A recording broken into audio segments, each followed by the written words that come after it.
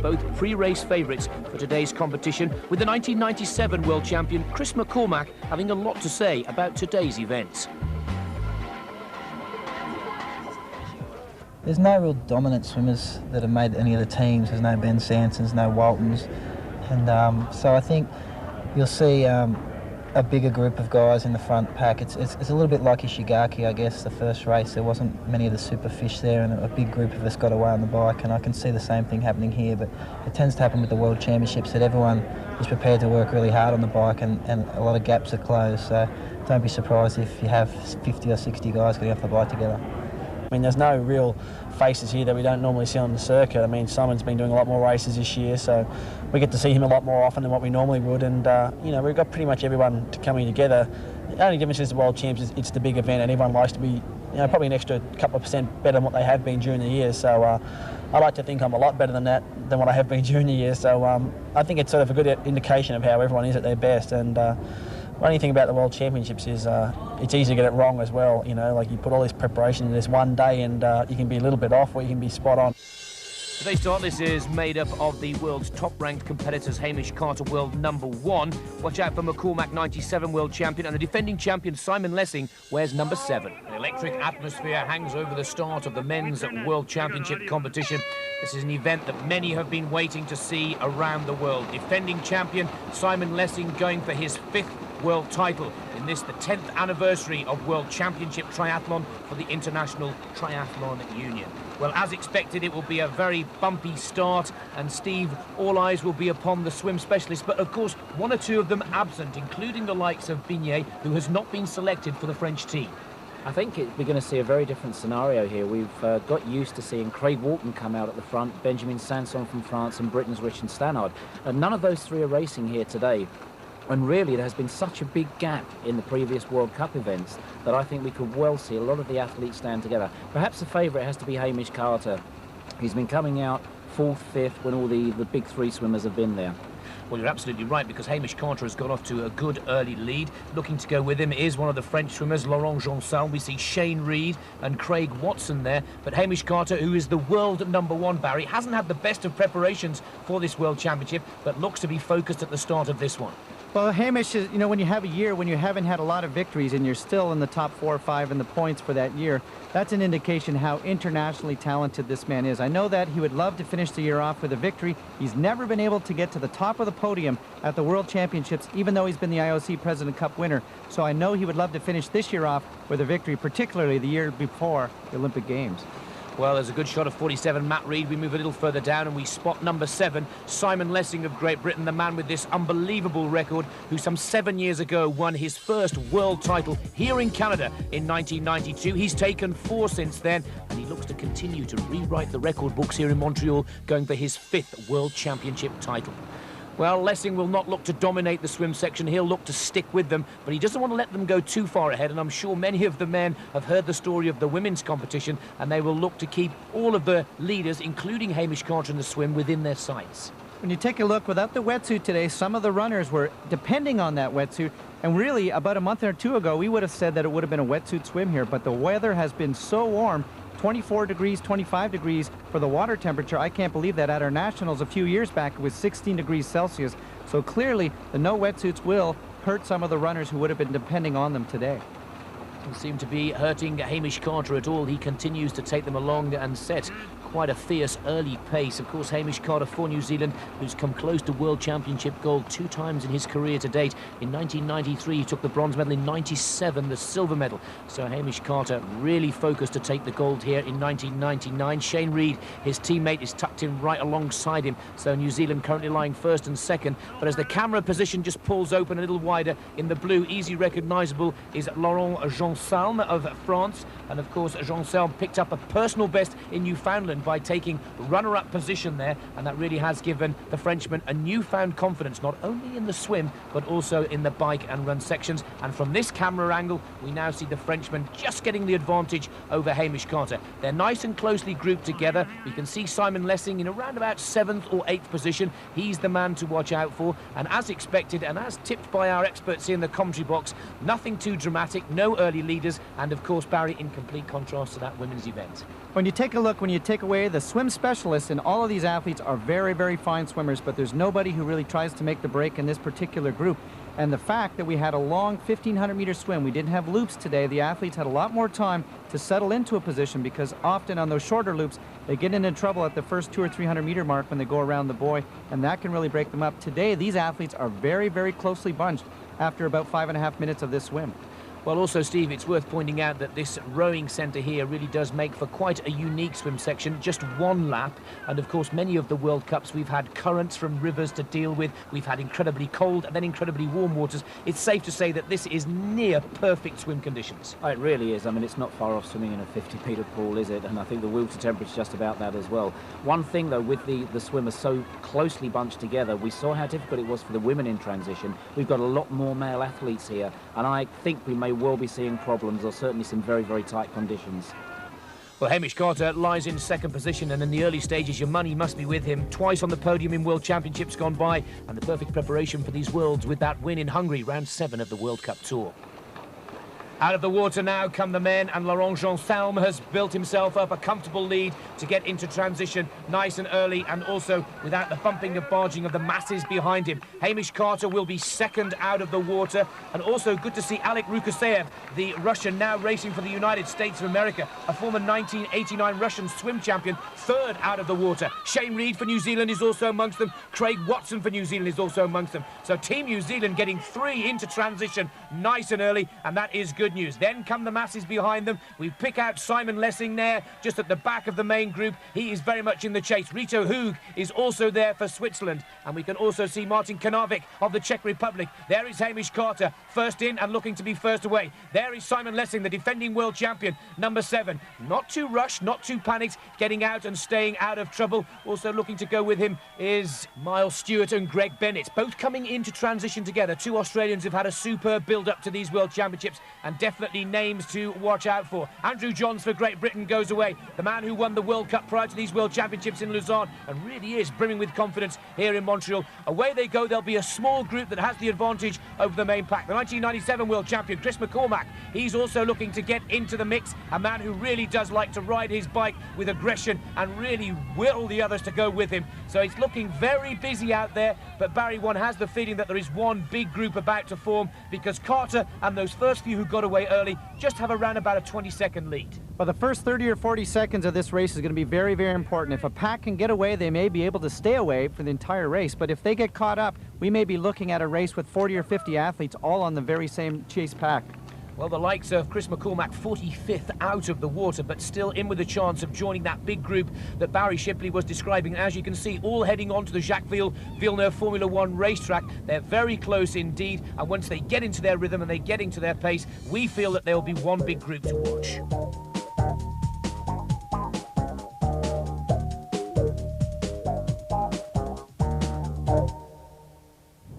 Heading into lap 2, and Chris Hill takes them along this group. Now looking like they will be joined by the huge pack just behind. Basically, these are the men who are out the water in the top 15, but most importantly, had that lucky escape from the chaotic transition area. But it's not to be a lead pack and a chase pack. It's more than likely, Barry, that this will become one huge group as the cyclists behind draw ever closer. There looks to be around about a 6 to 8 second gap. But clearly in this lead pack right now, there's nobody who wants to be the general. Generally, you look at somebody like Greg Bennett, somebody who's going to push the pace, a Craig Walton who wants to go off the front. Bennett isn't in there right now. Craig Walton is not here, and so we've got some swimmers who right now are satisfied at working hard, but not that little bit of extra effort that may pay off to get a breakaway. Well, no breakaway means one huge pack will form, and it's something that we had predicted and thought may come true during this competition. The smooth track of the Jacques Villeneuve circuit means high speeds and the opportunity for everybody to be pretty equal. The bike skills of some of the tight technical turns in a World Cup competitions gone by, not required here. But Barry, as we said with the women's competition, where we saw Amisova fall for Russia, with so many cyclists so tightly bunched up together on these turns, with this huge pack just a few moments away from forming, you really do have to be careful, particularly in the chicane. There's no question. For me right now as a coach, it's one of the biggest concerns that I have looking out at my athletes in this course, because if one athlete makes an error, they may be going for some water, they may lose a little focus and concentration. A dozen athletes could go down and their entire season could be ended right here. Well, Hamish Carter is still very much in the chase and chooses to stay at the front and possibly looking to stay out of trouble in these tight turns. It's now 2 or 3 seconds and we see them arriving. Here they come now, one big pack, and amongst that big pack is the likes of Greg Bennett, Miles Stewart, Brad Bevan. The might of Australia is now with the leaders once again. The British boys are there, including Simon Lessing and Andrew Johns. And one hates to say it, but this could become a 9-lap procession, albeit with some very skillful bike riding, and it'll come down to the 10K runners once again. Well, one of the things some of the athletes in here have to make a choice. Do they want to try to burn some of the legs off these other athletes? Sometimes you can do that by putting in a little bit of a sprint, letting the pace come back down again, putting another sprint. We can see right there, there's Chris McCormack. And once again, as he showed in Newfoundland, he's probably going to go to the front of this field and want to try to push it and burn the legs of some of those other athletes. Well, surely, Barry, one or two of the athletes, and it looks to be Kevin Carter for the United States of America, who's trying to make a breakaway. Now, he's probably not trying to make a breakaway with a bid to winning this competition, just to get a bit of space in this incredibly tight transition area. It really was quite chaotic in the swim, and one of the cyclists, or 2 or 3 of them, just trying to get to the front to avoid the bumping and barging going into that final run section. But as you can see, a couple of the athletes now trying to get right up to the very front, because it's very, very important. Greg Bennett right there, he has shown. Chris McCormack, both of those guys are some of the best in the world when it comes to pushing the pace on the bike and then getting off onto the run. The biggest concern that they're going to have, however, if they can't get that breakaway, later on they may have a little extra fatigue in their legs when some of the athletes who stayed at the back of the pack may have fresher legs as they get out onto the run. But right now we're probably in excess of 50 athletes, as you can take a look back. Hamish Carter, also well known for pushing the pace, going to try to make a breakaway here over the next 5 laps. Well, very interesting to note that it was Greg Bennett whose cycling skills put him in such a good position in Sydney, and then he made that superb breakaway. But they're jockeying for position, and one athlete who's not prepared to let them get away is Chris McCormack. He's renowned for his aggressive bike riding. He's had some firm words throughout the World Cup season, where he took top honours in Gamagori and 3rd in the Newfoundland event. And of course, McCormack, the 1997 world champion, a man never to be written off.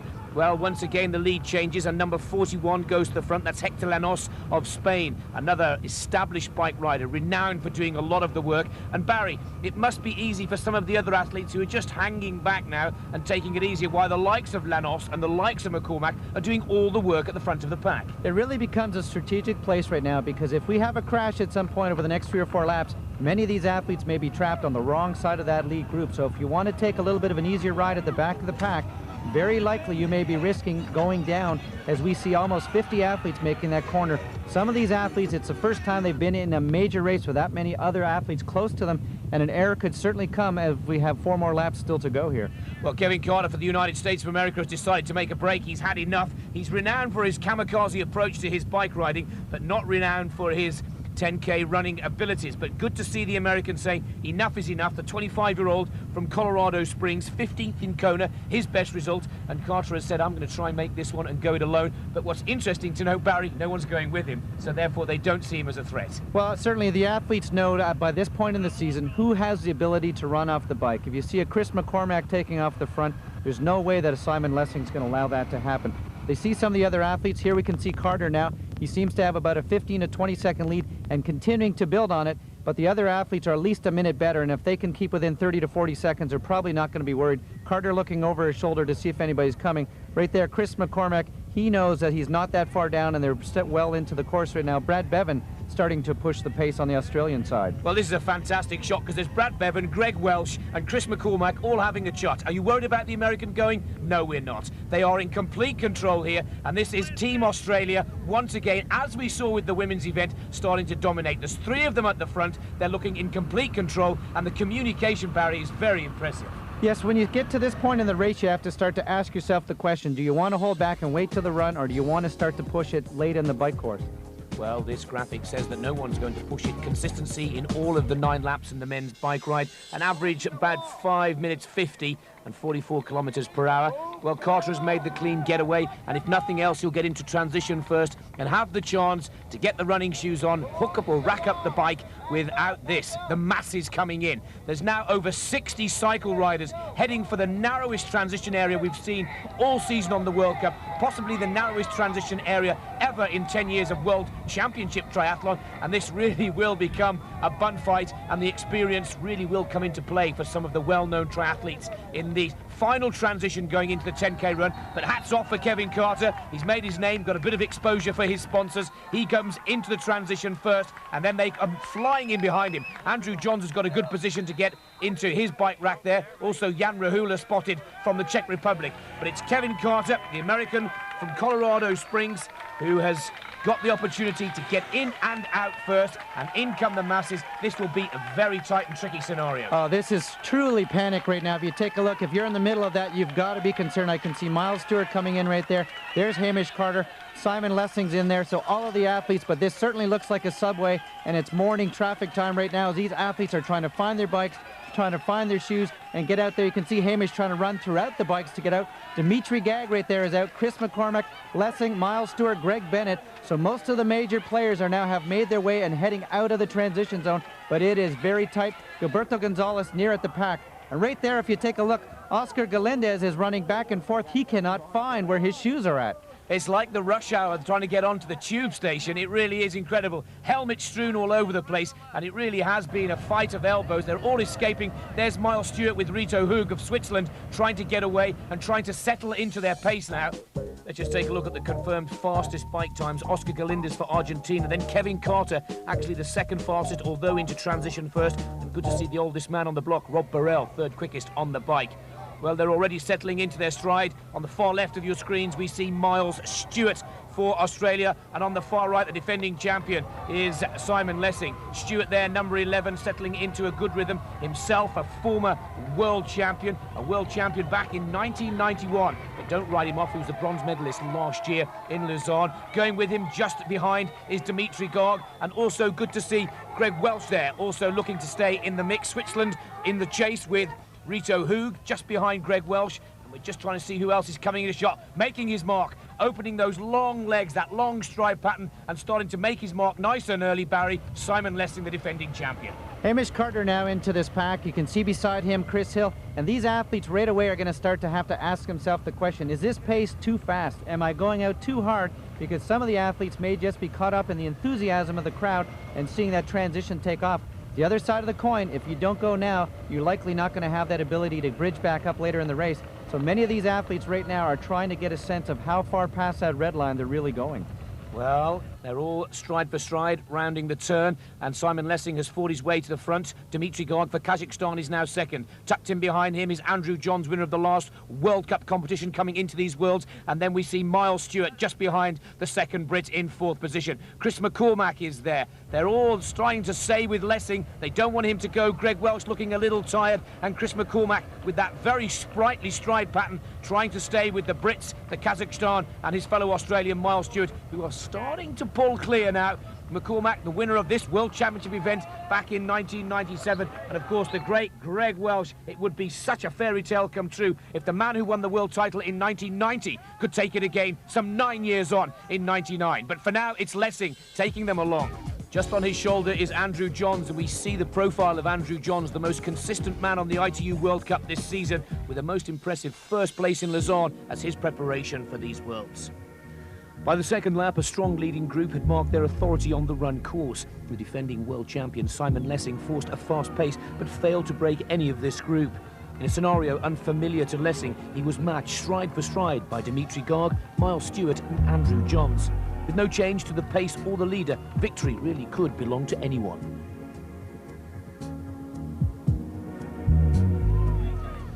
Lessing continues to try and shake them off, but Dmytry Гааг, Miles Stewart and Andrew Johns are sticking with him, and this is a scenario that he finds himself a little uncomfortable with, Barry. But when you take a look, Simon Lessing's best races have always been when he's been able to break away and certainly control the pace over the last 2 or 3 kilometers. The fact that he's got these other athletes around him right now, he generally does not race the best when he cannot control the pace. The fact that he's got these other athletes right now must be very disconcerting when he still has another 4 kilometers to go and they are pushing the pace.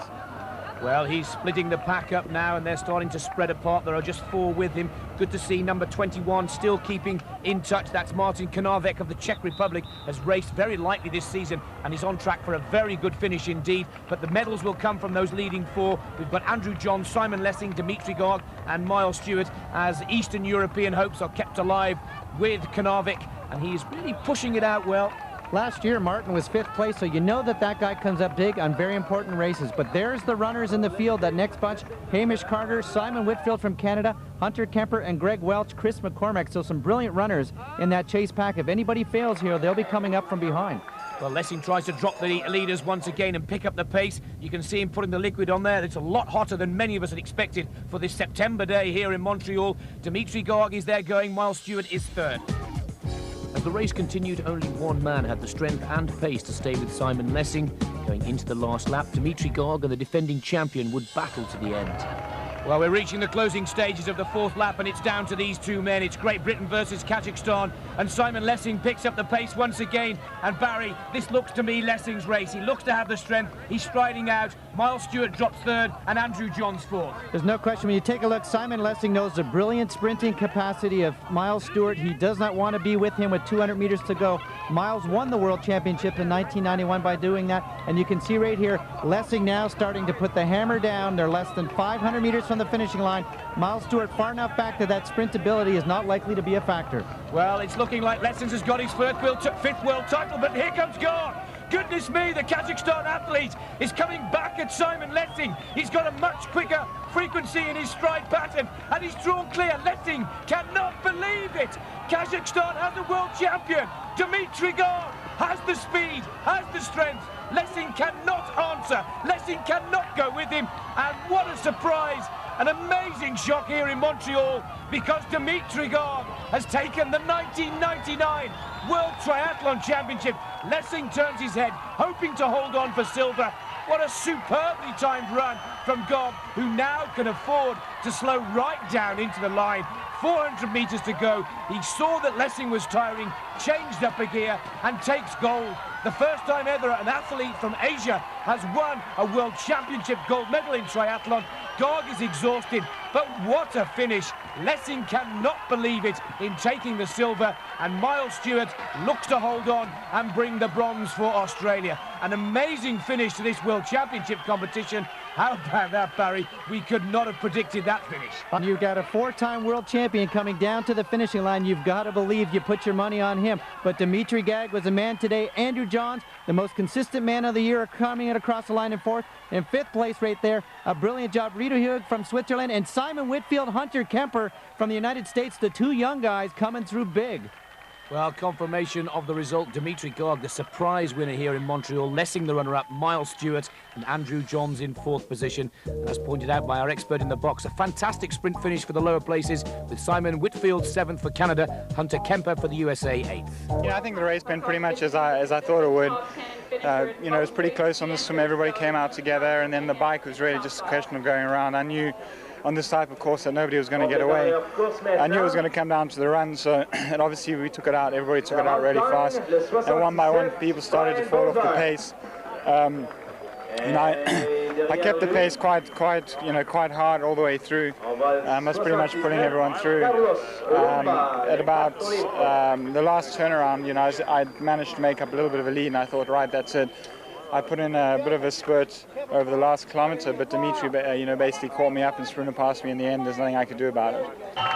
Exhausted athletes now bringing this World Championship competition to a close. A gripping event full of surprise and determination in triathlon's 10th anniversary of World Championship events, as all of these athletes will go boldly forwards to the 2000 Olympics. And perhaps the last word of the day from the surprise winner, Dmytry Гааг. I'm world champion, Kazakhstan. Fantastic, Dmytry. Congratulations. Well done. For more information on today's event and the International Triathlon Union, visit our website on www.triathlon.worldsport.com.